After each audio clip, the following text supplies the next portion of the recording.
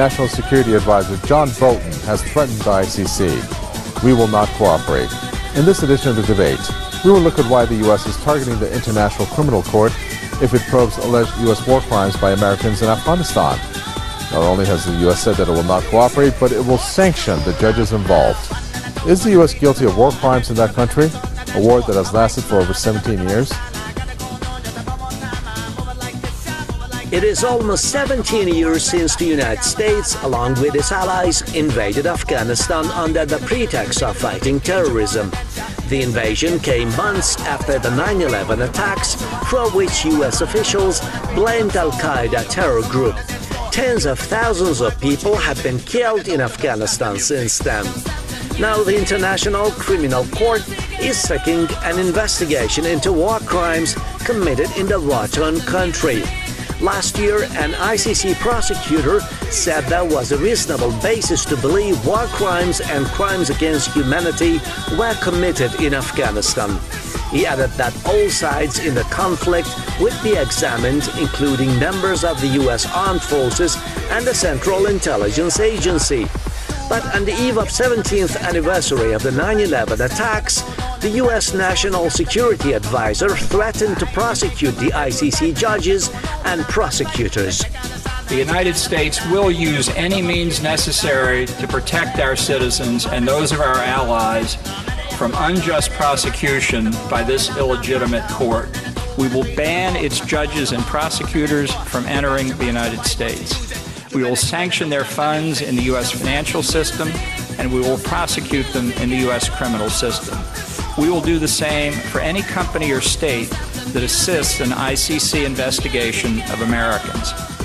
A day after Bolton's threats, the ICC said it will continue to do its work undeterred in accordance with principles of law.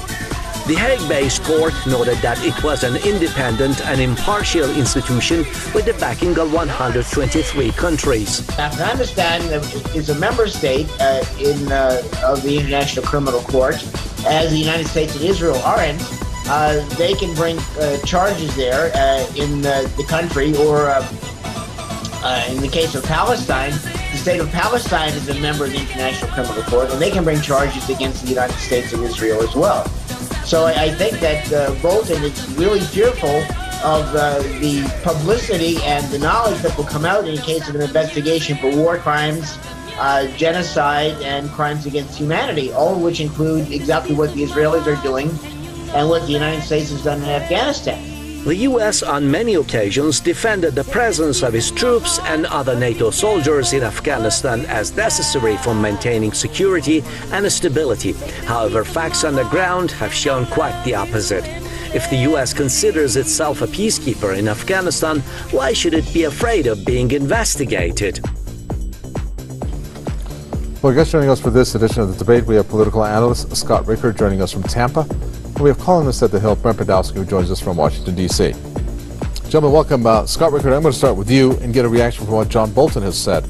Quote, "We will not cooperate with the ICC. We will provide no assistance to the ICC. We will let the ICC die on its own. After all, for all intents and purposes, the ICC is already dead to us." Yeah, so here you have John Bolton and unfortunately the United States government acting again irresponsibly, moving away from organizations that have been long-standing, that have over 100 members around the world.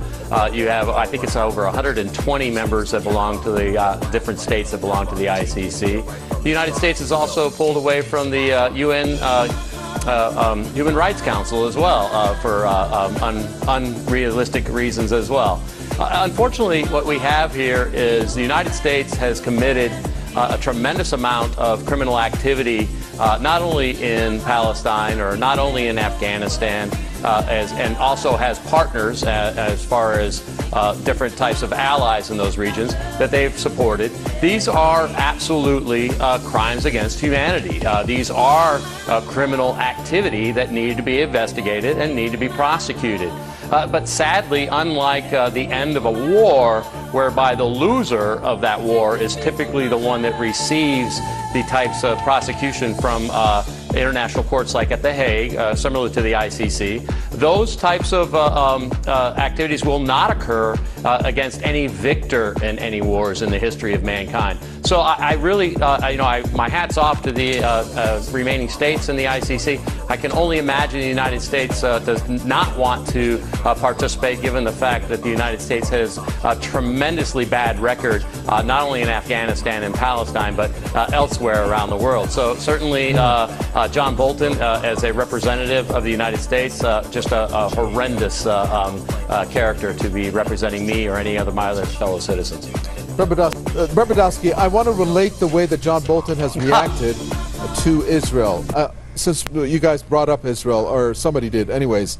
And the reason why I want to connect... I didn't. Scott Richter did. Okay, the reason why I want to connect these two together is the reaction by John Bolton, Brent Brodowski, don't you think it was very severe? Because some of the things that he said is just you wouldn't expect for it in terms of the Afghanistan relationship with the U.S. and the way ICC accused the U.S. of it. It just seemed too severe of a reaction. However, the ICC also, Israel and the Palestinian issue has been introduced to that court.